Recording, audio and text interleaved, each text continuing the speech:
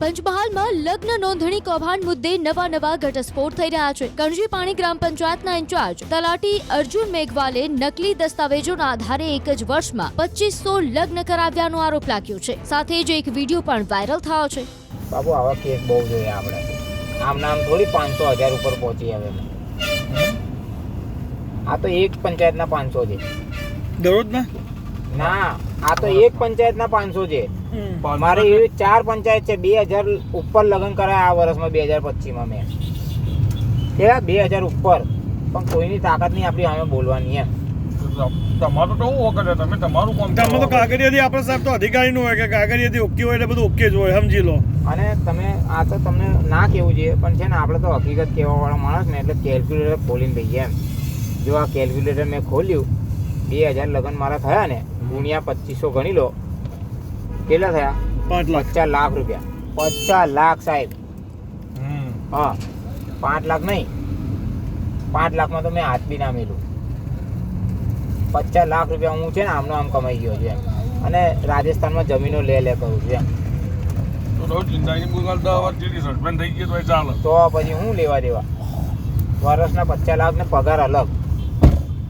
10 વર્ષ જેવી સસ્પેન્ડ થઈ જાય ને સાહેબ?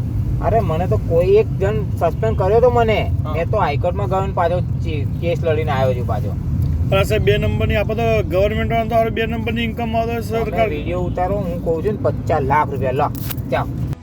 ઊંઝાના ઉનાવા ગામના યુવકે પાટણના સિદ્ધપુરની યુવતી સાથે પ્રેમ લગ્ન કર્યા હતા। દીકરીના લગ્નનું સર્ટિફિકેટ પિતાને મળતા સમગ્ર કૌભાંડનો પર્દાફાશ થયો। આ લગ્નનું સર્ટિફિકેટ પંચમહાલના જાંબુઘોડા તાલુકાના કણજીપાણી ગામનું હતું। યુવતીના પિતા જાતે તપાસ કરવા માટે પંચમહાલ પહોંચ્યા હતા। આ દસ્તાવેજોમાં સમય અને સ્થળથી ખેલનો ખુલાસો થયો હતો। આરોપીઓએ 14 નવેમ્બરે બપોરે 2:30 વાગ્યાની આસપાસ ઊંઝા મામલતદાર કચેરીમાં સ્ટેમ્પ પેપર ખરીદ્યા હતા। આ જ દિવસે માત્ર 1.5 કલાક પછી એટલે કે સાંજે 4 વાગ્યે તેઓ 250 કિલોમીટર દૂર પંચમહાલના કણજીપાણી ગામે લગ્ન રજીસ્ટ્રેશન માટે હાજર થઈ ગયેલા દર્શાવાયા। ઊંઝાથી કણજીપાણી પહોંચતા કલાકો લાગી, જે આટલા ટૂંકા સમયમાં અશક્ય છે। છતાં કણજીપાણી ગામના તલાટીએ સાક્ષીઓની ગેરહાજરીમાં અને સોગંદનામા સહિતના દસ્તાવેજ બનાવી દીધા હોવાનું સામે આવ્યું છે। આ મામલે પાટીદાર નેતાઓએ ગાંધીનગરમાં હર્ષ સંઘવીને રજૂઆત કરી છે અને દાવો કર્યો છે કે રેકેટમાં સામેલ તમામની ધરપકડ થશે।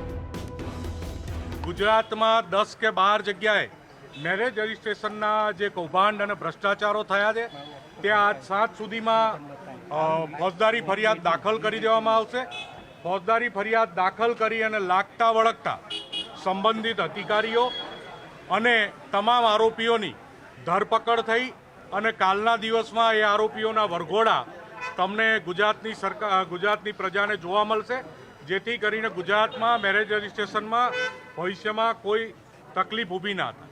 હમણાં ઘણા બધા બનાવો એવા બન્યા છે કે તલાટી મંત્રી પોતે પોતાની સહીથી ખોટી રીતે બોગસ લગ્નો ની નોંધણી બહુ મોટા પાયે કરી રહ્યા છે। સમગ્ર ગુજરાતમાં આ એક રેકેટ ચાલી રહ્યું છે।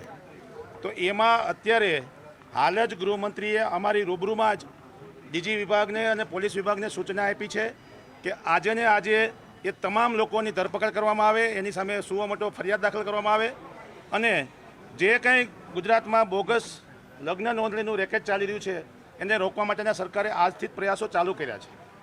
બીજા આના પછીની જે અમારી માંગણી છે કે બનાસકાંઠાનું સવો પંચમહાલનું જે ગામ છે તેમાં એ તમામ ગામોમાં જેવા પ્રમાણના રેકેટો ચાલે છે એવા સમગ્ર ગુજરાતમાં ક્યાંય પણ ચાલતા હોય તો એ તમામ ઉપર સુઓ મોટો દાખલ કરવામાં આવે અને એ તમામ લોકોનું આરોપીઓનું વરઘોડો પણ કાઢવામાં આવે, એવી અમારી તમામ સામાજિક લેવલે અમે માંગણી કરી છે।